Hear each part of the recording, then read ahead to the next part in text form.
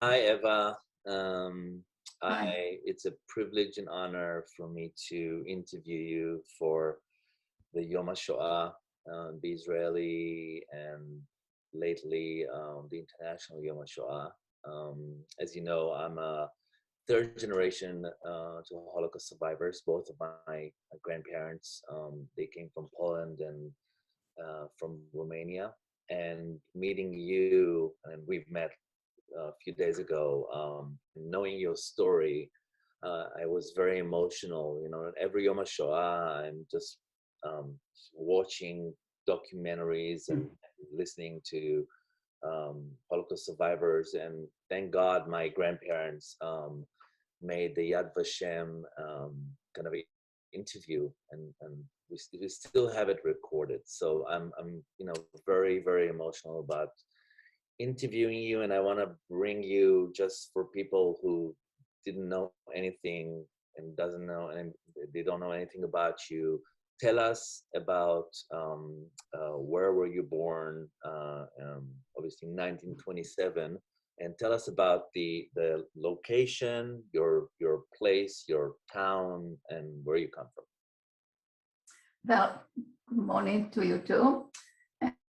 And like I said, my name is Eva Trenk, and I was born in Czechoslovakia. 28 years ago, Czechoslovakia separated. There is Czech Republic and Slovak Republic. So I was born in Slovak Republic. As I start my speaking, to the student, I always say it's unfortunate, okay, that I am a child of the Holocaust survivor. We were two children. My brother, his name is Simcha, 2 years older, lovely family, went to kindergarten. My family established, they were like fifth generation in the same place. Had lots of members of my family, had uncles, lots of cousins, a big family. So their life was very good, and lots of family and lots of friends also. Very lovely parents. We had business. My parents had their business, and my mother, she took care of children, so she didn't work, but she had a beautiful voice. So many times she was invited to sing at the bar mitzvah or the weddings. This was her hobby, of course, no charge.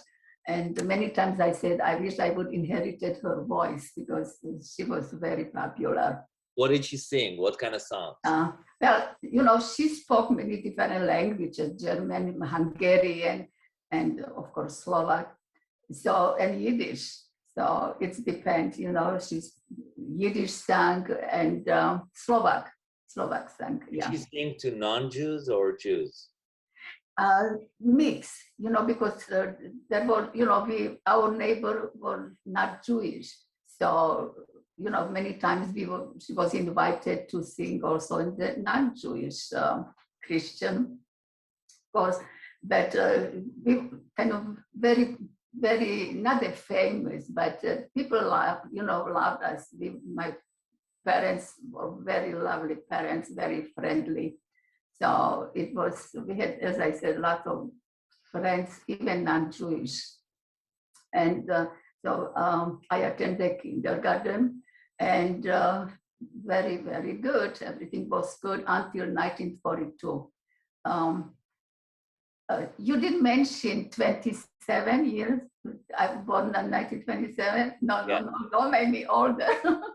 No, I did mention it, and what I wanted to ask you, because you're talking about your life there. How do you remember? Because I don't remember stuff from. I think I remember stuff from the age of 6, maybe, or the age of Yeah. 5.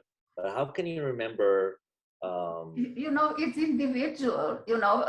I don't remember the details. What there are probably, many different things, but I don't remember. As a child. But certain things, of course, you remember. You are 4.5 years old. And so I was pretty active and ambitious, child. I was, teacher allowed us. And so it was, I remember kindergarten, of course. I remember Wow. when I went home crying from the school. Mother asked me, why are you crying? So I said, some friend of mine, they don't want to play with me. So things like this. And later on, so anyway, just make straight it up. I was born in 1937. That's why I'm a child of the Holocaust survivor. And I was born in Košice. We live in different city, but unfortunately, my mother was, had some problems. So the only hospital was in the Košice. So I always said I'm a city girl. I was born in a big city because Košice is the second largest city in Slovakia. So we're talking about basically Czechoslovakia, right? What used to be Slovakia, today it's Slovakia, but we're talking about the Slovak side, right? Where we live, now it's Slovak. Yeah, 28 years ago they separated from Czech for whatever reason, but I thought that I was born in Slovak, Czechoslovakia, but now it's Slovak Republic. Yeah, and so as I said, in 1942. It started already in the kindergarten. Some children, they didn't want to play with me because I am Jewish. So I already, as a child, you feel that, different than you are Jewish, not Jewish. And then slowly things started to change. Yeah, but my childhood was very good. As I said, we had lots of family and friends. So. It was wonderful. So my question was, that how things started to change suddenly from being a happy family. Then slowly you understand that anti-Semitism starts, and when did you start feeling it, and what happened during Hanukkah in 1941? In 1941 Hanukkah, it was 1942. It started in 1942. As I said, it started in the kindergarten with the children. They used to play. Then we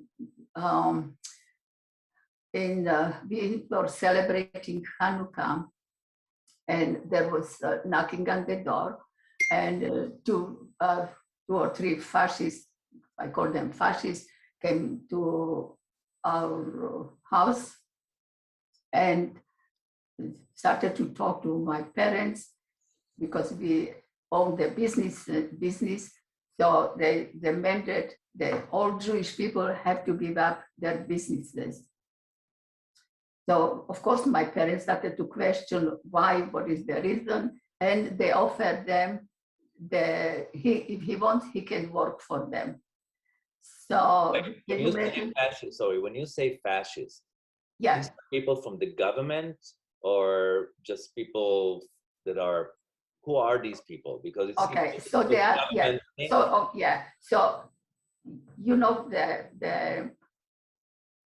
it's a mix, because in every nationality you have people who agree with your government and there are people who are against. Now, the situation already with the Jewish people started long before 42, right? It started in Poland. And so some people already started to, they hear about the Hitler and the invasion, things like this. So those are the fascists who were pro-Hitler, and they were against they hated Jewish people. So that's what we call them, fascists. So they came and they demanded that all Jewish owners have to give up their businesses. Yeah. So my father had no choice. So he went and he worked for them. So, but after a while, another situation started to come up. The governor, again from the governor, orders, then all Jewish people has to surrender. You take few suitcases or whatever, and you had to, and that was the order, you have to meet in that place. It was close to the temple, of course. Again, the question was, where are you taking us? What happened? You know, we are established here. So we are taking you to work. I remember my mother said about her sister-in-law, because sister-in-law, she was kind of ready to go with this group. So how come you are so happy to go? I am not afraid to work. She said, I'm not afraid to work. So we have work here, so why we have to go somewhere else? The bottom line is, when we arrived to this place, there was the buses already waiting for us, and they took us to the station, and to the station, and they packed us in the wagons, and they drove us. Where are we going? Of course, with children, we followed the parents. We didn't question, but I know then adults, they were panicky and crying, and it was disaster. It was disaster. You work all your life, right? Then you have to leave everything behind, and then you end up in the wagon, and they're taking you. So they took us to the place called Žilina, and we find out it's a concentration camp. It's a camp. And from the, probably from the other interview, they separate us. I was very close to my mother, so I was devastated. I was crying constantly, and it was again, hard. How old were you exactly when they took you? Yeah. So I was already 5 years, almost 5 and 5, maybe 5.5. And you remember vividly? I remember when we arrived to this place, and I remember crying. I was, as I said, so devastated because I never was separated from my parents. And then, they took out the father and they took out the mother. So you got stuck in the, with the strangers practically. And Eva, when they take you, 2 questions I have for you regarding this night or regarding this incident, if you remember. Yeah. A, what was the reaction of the neighbors that were your friends until then? Because it was, the neighborhood was like mixed with non-Jews and Jews. Right. The second thing is, what happened to your apartment, to your house, to your clothes, to your furniture, to everything that you left behind? Did you get to see that, or did you had to leave everything behind? What did you take with you? Okay, so regarding the neighbors, as I mentioned, my parents were very friendly, very nice people. So we had a very good communication with our friends. They were crying, they didn't want us to leave, and special, they ask you, where are you going? So how can you tell where we're going when we don't know ourselves where we're going, right? And the other thing is what you could take. So you had 2 suitcases or, bag. So you don't take too much. You cannot take too much. Even I wanted to take this doll or this, game or something. So it was a limit. My mother said, you cannot take this. You have to leave. We will come back. So, and the houses and everything, of course, will left behind. You cannot take. So we took some clothing, okay, and that's the most important. Just the clothing, and some little bit food. Do you remember what month was it in? Was it like super cold or was it winter? No, it was in the spring. It was in the spring, yeah, because the weather was kind of rainy and you know, the Czechoslovakia, there's 4 seasons, you know, the 4 seasons. Yeah. So it was, yeah. So it's that's, as I said, it was hard for the neighbors. It was hard for, special for us, because the neighbors stayed behind. But us, and when you arrive to this place where you are not familiar, because, you know, people didn't travel like now here, you know, people travel all the time.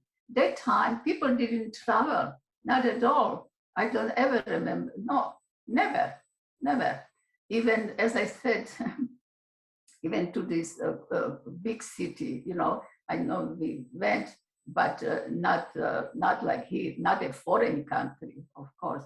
So here you come to this city, and no, and besides this, the separation, that was devastating. That was devastating. For but, a 5-year-old girl, that's terrible. I mean, how did you? Yeah, emotional. You know, it stays with you.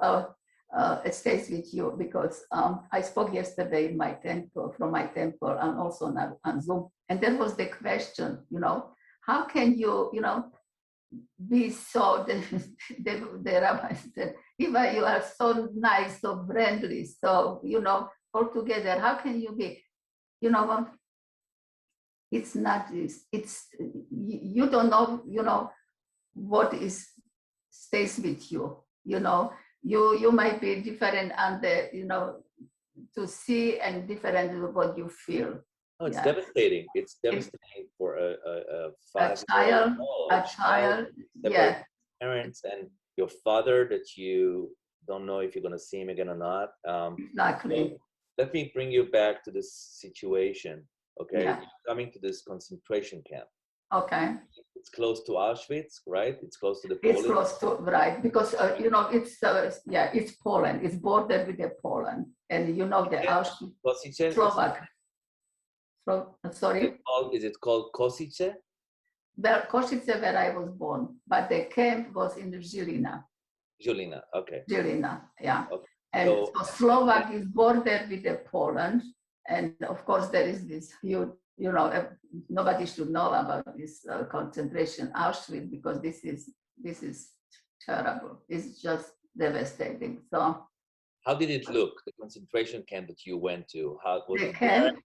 Yeah, the camp. It was it was barrack, and always, you know, there was with the guns, you know, the wire. But exactly, and we call them police, but they were not police. There was mixed. Okay, there was those. I always call them the fascists, the watchdog. You know, who were watching us, and many times, you know, as I said, there is 4 seasons. So during this, you know, it was cold, the weather, and when they packed us in this room, there was even no place for the too many beds, because we were like 12 children in one room. So some of us had to sleep on the floor. We took turns, of course, some of them on their bed. Many times during the night, the, you know, whistle blowing. So what happened?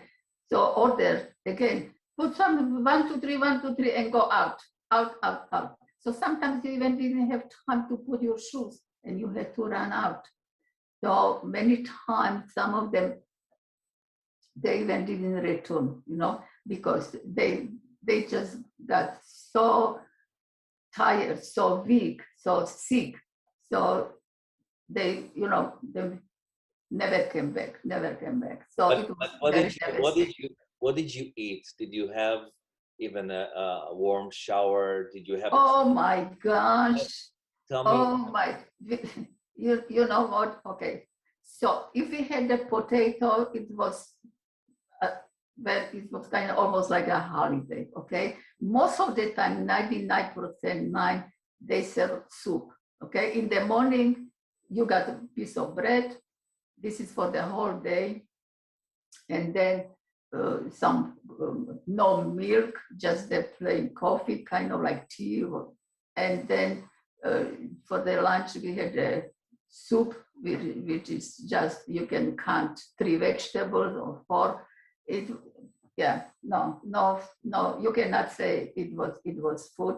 That's why if I go to the market, I will never forget this. It happened to me.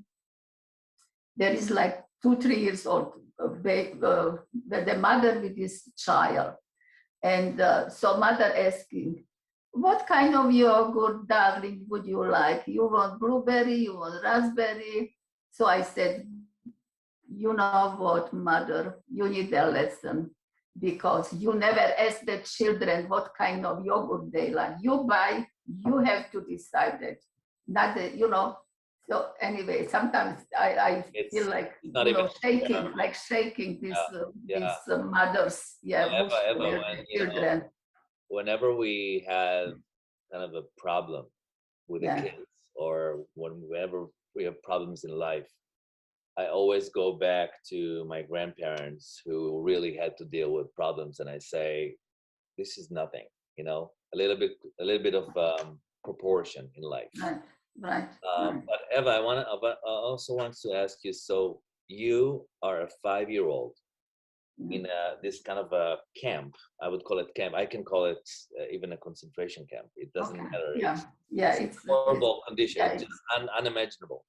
it's How do you, as a 5-year-old, that just took your mother? She wasn't that far away, but she wasn't with you. exactly. Yeah. Yeah.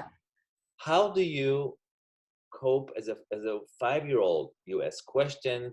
Do you cry a lot? Do you cry for mom? Do you cling to other kids? What do you do? What is your mechanism? Okay. Here is what happened. Almost from the beginning, as I mentioned, when they separated us, so there was this group of children, my age. Some of them they're older, little older. Okay, so they surrounded me, and they said, "Don't cry, don't cry. We will be friends. We will help you. We will grow together. We will play together. Play, right? We will take care of it." So the older children, they took upon, and they were trying to help us, the younger one. That's what was happening. And they were so devoted, and with all their passion, they protected us. They protected us. Yeah. They brought you food? Well, not really, because they were short also, with the food. So it's sometimes, I don't know, by coincidence, they were able to grab from somewhere. So it was special. But it was very sad. It was very lonely. It was devastating. It was devastating. But they were there for me. Were you able to sleep at night? Were you able to look for your mom, or maybe search? You know what? Once in a while, my mother secretly, okay, because everything was secretly, So she came to visit. And I was really, can you imagine? I was so happy. I didn't want her to leave, But then she kind of said, just Evko. She called me Evko, Evichko. When you are a child, they call you differently. So she said, just I will come. I will come as soon as I can. Okay. So she promised that, she will come. So she stayed just few minutes. Okay. And she had to leave. Yeah, one day she came, I need to tell you, and she just said, don't say anything, just dress up very warm. So what happened? My grandmother, she was there, of course, also. And nobody knows, nobody questioned. She smuggled with her, she brought the gold. Remember I mentioned this gold with her?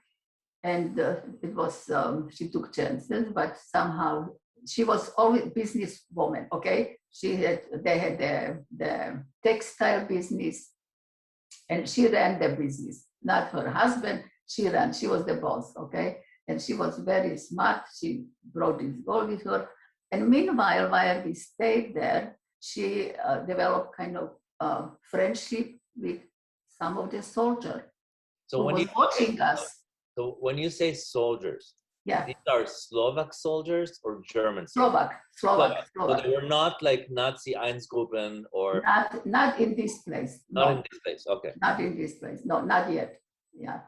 And so she kind of got this friendship. She got this friendship with this guy, with a soldier, and she said, you know what? She took chances because he could report her, Oh, yeah.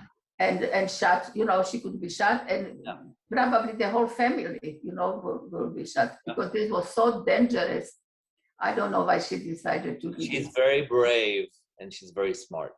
That's what she was. And I remember very, even after the war, yeah. Anyway, so later we find out. So this soldier agreed, okay? He did agree. So we all left. And he arranged for us everything. So we end up next village. We end up into next village. So wait, this soldier, do you remember him? Do you remember who he was? Well, that I know there was a soldier, and I had some kind of like cover because my mother, you know, she wanted me to build the small one, so you know I wouldn't take too much place in the car. Anyway, so no, I don't remember. I just hear him talking a little bit, not too much. There was not too much conversation. Just it was very close, just maybe a couple of kilometers. I don't remember exactly. So he transferred the whole family. He transferred you, right? So I'm sorry. He transferred all the family. Yeah. So my grandmother, of course, my mother and my brother, and I. Yeah. No father. Okay. No father. So you didn't know what's going on with the father. No. Your dad just. Later we find. Yeah. At this time we didn't know any. This time, yeah. Okay. Right. So make a long story short, we end up in this village. It was nice. We end up with this young couple. They had a farm, okay? And meanwhile, we got the Christian paper. And my mother and my grandmother, they both started to help and work on the farm. My mother never worked in her life, but she was trying to help as much possible. One day, they knock on the door. So already looking for my mother. Then she's a partisan. My mother said, I'm not a partisan, I'm a Christian woman. She said, I'm working here. They took my mother. They held her for 2 weeks. Even after the war, we never asked my mother if they did something to her or what happened over there, never. But when she returned, of course, we were so happy, crying to see her back. But then she said, you know, children, it's very dangerous to stay here. We have to go away. So where are we going? To the mountains. Very close by the mountains. So she asked the owner if he can take us. Of course, he took us. When we arrived to the mountains, there was already partisans and lots of Jewish people. But the partisan told us, don't get very comfortable. How can you get comfortable, you know, in the first place in the mountain, right? Yeah, don't get very comfortable because we never know when the German might surprise us because they was already in Czechoslovakia. Okay. So that's my question. So they came to Czechoslovakia, right? But they didn't come to your village yet. Exactly. But those partisans, they already had connection, you know, they worked together secretly, of course. And so they told us, don't get very comfortable because we never know when the German might surprise us. That's what happened. Germans surprised us. Some partisans, they left before they had chance to leave, but some no. So they came together with us. So again, the cars, you know, they put us in the cars. They drove us another place. Eva, when you say they drove us to another place, I want to another city. Exactly who drove you and the German. At this time, was it like the Wehrmacht? It was the German army, or the German army. The German army. Did you have to wear Magen David? Uniform, a Jewish star on your arm? Oh, who? You, did you? Oh, we had to wear this Jewish star, always. Always. Yeah, always, yeah. Part of the rules. So, right. So we ended up in this place called Seret. And this was another camp also. But before the Jewish arrived in this camp, soldiers stayed there. It was place, there were lots of buildings, big buildings, and there were already for the soldiers. You know, in Czechoslovakia, every man, when you are 18 years old, you have to go to the army. Like in Israel, yeah. Yeah. If you study, you know, higher education, university, after you finish, you go to the army. So it was the place for those soldiers. But when the situation with the Jewish people started to develop, they moved those soldiers somewhere else. And this place was for the Jewish. But they had they had also had a factory already, you know, in this place. They made money, and they had the farm with children. Mostly we took care of the bunnies, you know, the rabbit, and it was easier because we had already place where to sleep, and we had more food to compare to the previous camp. So it was much easier, but always under the order, always under the security. Lots of shooting because some people tried to escape. Lots of people got sick, so you never saw them again. What about your mom and your grandmother? My mom, they were working. My mother and my grandmother, they were working for the factory, in this factory. Were they healthy? Sorry? Were they healthy? Like your mother? Oh, Was she my mother, thank you. My mother had a surgery. She got sick and she had a surgery in the so they took her to the hospital, but after the surgery it was okay, so she came back. Yeah, but then she was working with my grandmother. So when you travel from place to place, yeah, I'm going back to the food. Yeah, and where do you sleep? Yeah. And how they treat you. I want to know exactly, because I want to imagine you with a family as a little kid. Yeah. Tell me a little bit about are you eating at the same soup that were given to you in the camp, or is it different food? Are you able to sleep at night? Are you sleeping next to your mother? I want to start to understand a little bit about that. So, okay, in this, as I said, it was easier in the second camp because we already each had I slept always with my mother, and my brother was with the boys. Okay, so he slept with the boys, and my grandmother. So we slept 3 people in this one bed: grandmother, mother, and I. One small bed, 3 people. One bed, yeah, the bed, yeah, and I slept on the one corner, and it was terrible. It was terrible. Many times my mother didn't sleep at all. She went to sit down, over there. And the food, to compare to the previous, it was better. Let's put it this way, it was better. It was, everybody had to wait in line, to get the food, but it was better. And in this one, we already had 3 times a week, we had somebody who was kind of like teacher, who was, we were learning a little bit, not too much. So it was easier. It was not very comfortable, okay?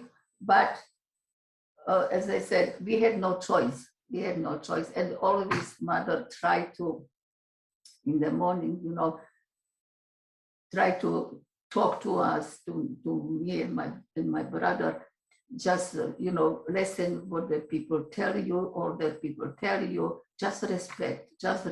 This is always she inherit in us, to be polite, to be good. So, I just wanna do a little break and say that to everyone that watching this, this is a cooperation between the American Society for Yad Vashem, and we support Yad Vashem and the World Holocaust Remembrance Center in Jerusalem. So this is thanks to them that they, we met them and they help us make this happen. So we thank them a lot. So let's continue. Absolutely, I agree. Thank you.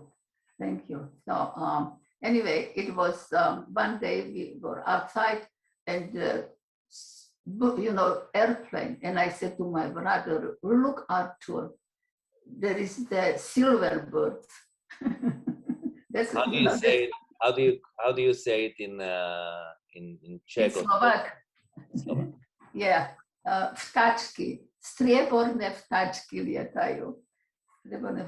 And then, somebody said, go, hide, because you never know. Then later we find out it was already American, okay, the airplanes. What year are we talking about now? Well, it was 1945 already. Yeah, it was 1945. So from the beginning of the war until the 1945, yeah, you were with your core family, not with your dad, but with your core family, going from place to place. Yes. And because of your grandmother, amazing bravery and strength, she helped you navigate everything. Obviously, you and your mother and your brother are amazing and heroes, and unbelievable what you went through. But I just want to understand. So you basically were kind of a place to place when your house, all your place and furnitures and your stuff, everything is gone. You don't know what happened to them. No, yeah. So then anyway, so this was, May 1945, the war was over, okay? Speaking of my grandmother, you just brought this up again. Yes, please, let's talk While about we were hiking in the mountains, you remember we stay in the mountains, she went for a walk and she got lost, my grandmother. She got lost. So, and before the war, they were Orthodox, okay, religious. They had even the Torah in their house, very, very Orthodox. My parents were religious, but not as like grandparents. So she got lost, and she started to cry and praying. And so, what do I do? Then a woman approached her, and she told her that she is lost. So this woman said to her, where you want to go? So she said, I stay with this group. So she pointed, she said, go this way and you will find them. When she turned, she wanted to say thank you. The woman was gone. So this was, whenever I speak about this, I always have a goosebump. My grandma, she told us the time, but after the war, she was repeating this constantly. So she said it was the angel who was helping her. Okay, all right. So going back to 1945, when the war was over, it was lots of shooting, because, it was awful. But we had to wait a couple of months. We were not able to travel, to leave this place because everything was demolished. Okay, so we had to wait a couple of months till we were able to go to Bratislava, which is capital city now. Then my mother find out some place where to go, register to look for the father and the rest of the family. And while she was writing my father's name, Ernest Yuskovic, so some men approached her because lots of people, there was always there people, looking for this, it was that.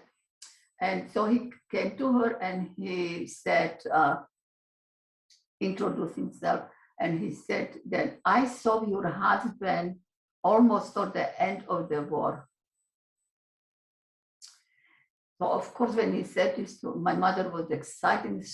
She was waiting what he's going to say. Make a long story short, my father never came back. Because after this, we tried to go home. When we came to the home, there was no home left. What do you mean? It was bombed? Every place, everything was demolished. So it was basically a ruin? it was everything ruined. Everything was the houses. There was maybe 2 houses left in the whole place. It was, we find out it was because it's very close to the mountain, and apparently there was a problem, the fighting between German and Slovak in the mountains. So while they were going through, so they burned everything. So we lost family and we lost material stuff. I don't have not one whole picture from my father, and this I will always remember. Never. You have Not one photo. picture. One photo you have when he Have. I will show Wow. it to you. You have it here? I do. You want to see now? Yeah, I want to see. It's. But can you make a big one? Wait a minute. Where can I click? You can put it in front of the camera. But it's still not. Yeah. Oh. Okay. Nice. Wow. Okay, can you turn up a little bit? Up. Wow. First of all, I am holding him. wow, he's a very handsome man. From what I said, you were you blonde? I was always blonde. Okay, so Yeah. you didn't look like a Jewish. No, with a big nose. No, with you didn't look. You could disguise as someone who is Christian in a way. Okay, all right. Did you do that? Did you at some point use that as being blonde? Because I know that a lot of Jews that look like a little goisha, they use this fact. Did you use that? Yeah, so this is the only picture I have my father.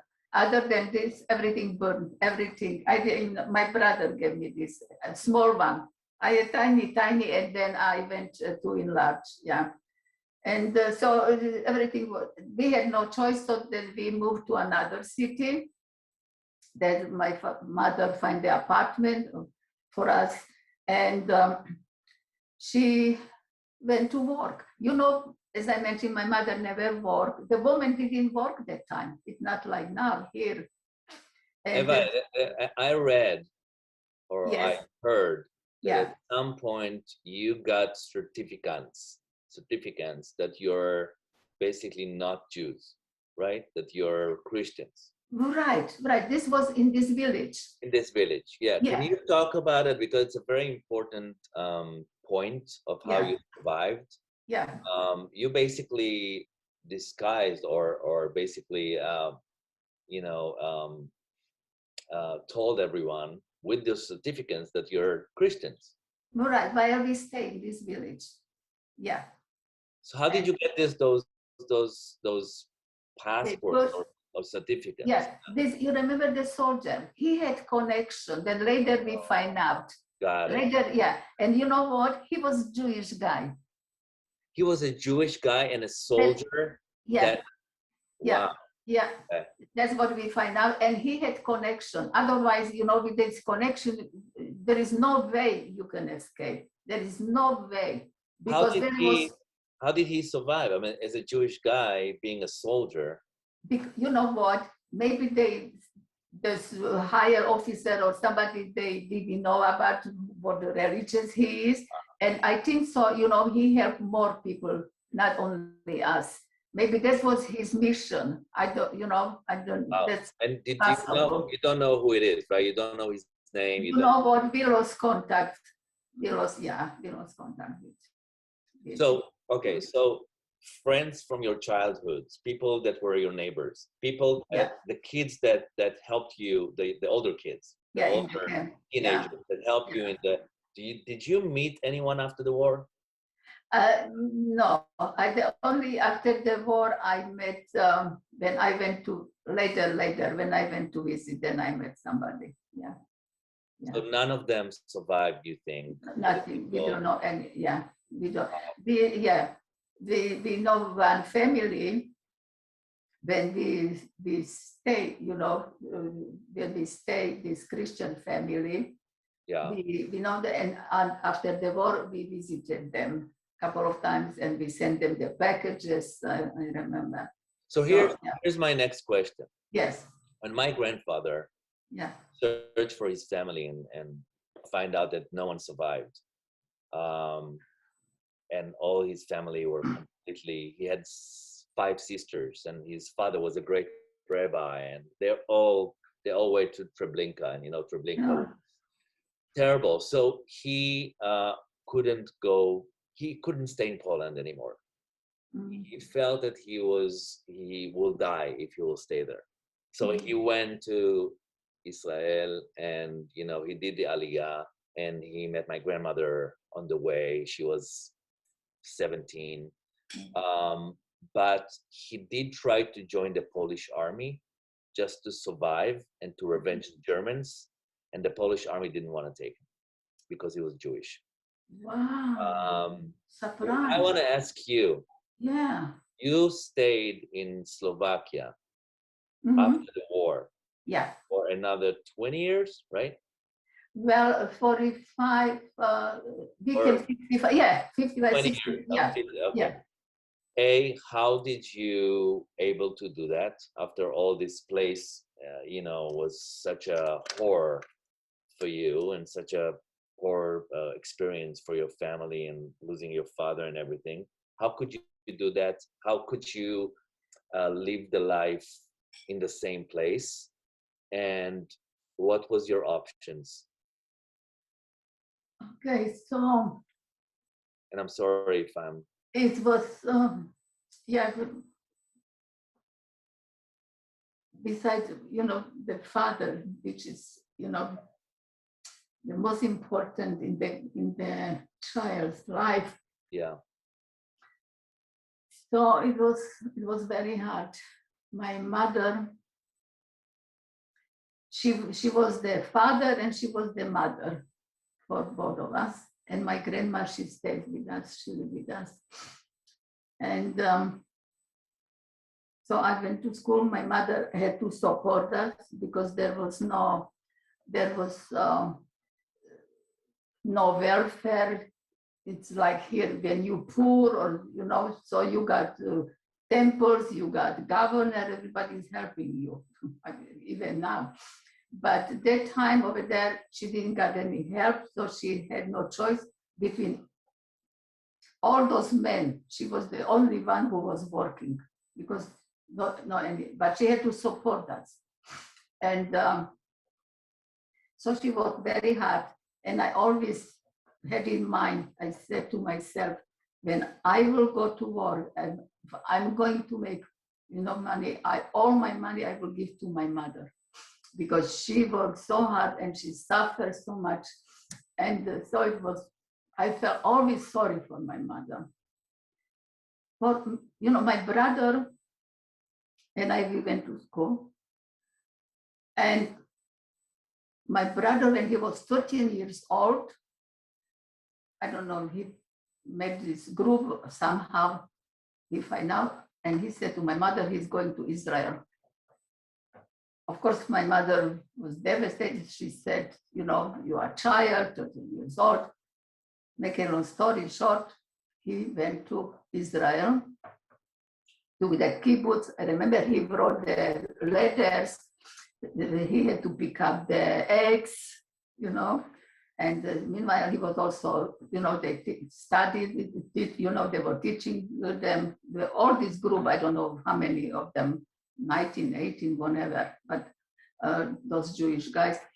So ended up in the kibbutz, they went to school, then he went to army. He got wounded in the army. So meanwhile, he met somebody, I don't know how, and he started to learn buildings, development. So he became very successful developer in Israel. And I am so proud because I always said that he built Ashkelon. Oh, wow, he built Ashkelon. Yeah, Ashkelon. He lived, then later he married and he lived in Ashkelon. So he built, very successful. He became very successful. They had 2 children, and they lived the children in Nesiona. Yeah. Then later he saw, I always loved to go and visit in Ashkelon because I love that he built, of course, himself the mansion. And you can see from balcony to the ocean. The seaside, yeah. The sea, yeah. See. I love to have breakfast or dinner on the patio. Then he sold his place and he moved to be close to his children. Unfortunately, 6 years ago, my dear brother Simcha Arthur, he passed away, so I miss him very much.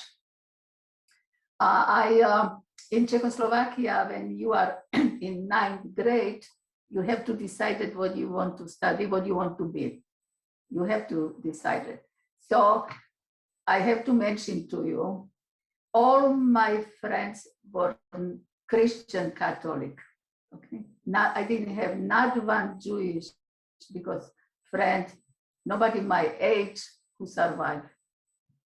So, but we were so close. Even when I came to United States, one of my best friends, she became sick. I sent her money and the correspondence. It's more than a sister. Okay, we were very, very. I went with them to the church. So these friends, the Slovak, were they? How did they survive the Holocaust, or are they your age or not? They were my age. Where were they in the Holocaust? But Christian. Yeah, I know, they were Christian. But how they? Yeah, I know. There was no Holocaust for them. There was war, okay, but when they live in the city didn't get burned, like my city where I live. So, maybe they had shortage and they lost a member who were in the army or fighting. But my friends, they all survived. Yeah, I just want to know if their house was bombed or they lost. No, nothing. No. In this city, no, nothing yet. So went to school, and as I mentioned, 9th grade, you have to decide what you want to study. So I decided to study economy, and over there also, or you go to school, or you working. There is no such a thing. You go to college and you still don't know what you want to be, or you take a year or half year off, you travel. No, there is no such a thing. Or you working or you study. So that's what happened after I finished, after I graduated in economy. I got a job immediately. So I was working, then I got married, and we had very comfortable life. My husband, he made lots of money. He was electrical engineer, and we had son Peter, and we had house, we had cars, which not too many people had the cars in the city, but he loved the cars and he loved the motorcycles, so we had all this luxury. Is he Jewish or not? Jewish, yeah.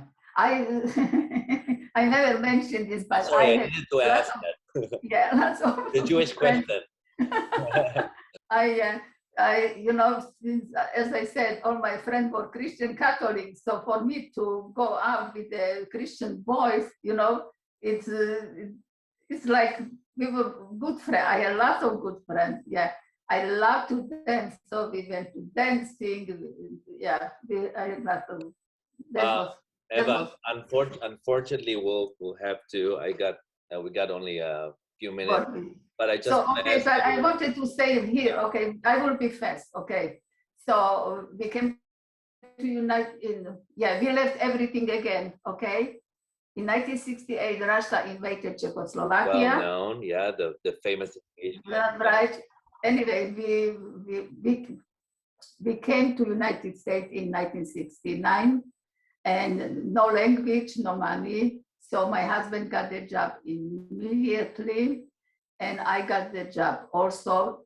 We didn't speak English, but he worked hard, 10 hours a day, and I was doing bookkeeping. So, and Peter, we had the son Peter, he went to Hebrew Yavna Academy in Los Angeles. somebody introduced us to this. Then, okay. Meanwhile, Peter got sick, and this is my Holocaust. Peter passed away. I lost my only son, and then the husband passed away, and I was close to each other. They passed away close to each other. No, not close to each other. No, there were a couple of years different. Yeah, my husband passed away 10 years ago, and anyway, so then I started. About 8 years ago, 9 years ago, I retired, and I was introduced to the Museum of Los Angeles, and they asked me to speak at the museum. So I speak at the museum, I speak at UCLA. Also, it's connected, okay? Everything was arranged. I speak different schools and table. Unfortunately, I always start to say unfortunately, because nobody should go through this, but I went through, and many Holocaust survivors who went through this because you're Jewish, okay? So when I retired, then I started to be more involved in the speaking, and talking to the students. Mostly they are non-Jewish, okay? But if I speak at the temple, so they are Jewish, or the Jewish school, they are Jewish. And I took 1 semester painting. So as a hobby, I do some painting, and I don't know, I miss lots of stuff. I know I miss lots. Eva, listen, I could talk to you for hours and hours and hours. Right. So many questions, but I'm going to invite you to my house because we're neighbors. We live basically close to each other, and we're both vaccinated. So I'm going to invite you to my house, and on a coffee, we can talk more. And I have so many questions, but I want to, first of all, thank you for who you are. You are brave. You are courageous. And you are a very strong woman. And I always say, people are growing up on Superman and Spider-Man and Wonder Woman. I grew up on my grandparents and other Holocaust survivors. You are the real heroes for me. I have, and my generation goal is to tell your story, and from door by door, door by door, right? Right. Oh, yeah. Generation. Yeah. This is our mitzvah. This is our basically goal in life, to tell our kids, and they tell their kids, the stories of the Holocaust. And that's why we also recording everything, so it will never disappear. It will never, those stories will always be here. And I'm just honored to talk to you, and thank you for all the other talks that you're doing. I know that you're working very hard to tell your story again and again and again. But so I got so emotional. Sometimes it's sometimes it's hard to hold back the sure, especially your son, which is another. We're gonna talk about it when I'm with you. And your father, who is, and this photo that you have we need to make it like a big, enlarge it. Okay. This is so I want to thank you so much for speaking to me. We're going to upload it on various places so people can see it, and Israelis and non-Israelis, and people from Jews and non-Jews. And I really want to meet you face to face. Thank you so much. Nice to see you. Nice see you and talk to you, and it feels like family. Thank you so much. Thank you, Eva. And you got my email or my I have all the, don't worry, we have information. So let this situation. Right. Everything. Okay. All right. Thank you so much. Take good care of your children and your family, okay? And stay safe. yourself also. Okay. And everybody, just be healthy. Okay, thank you. Bye-bye.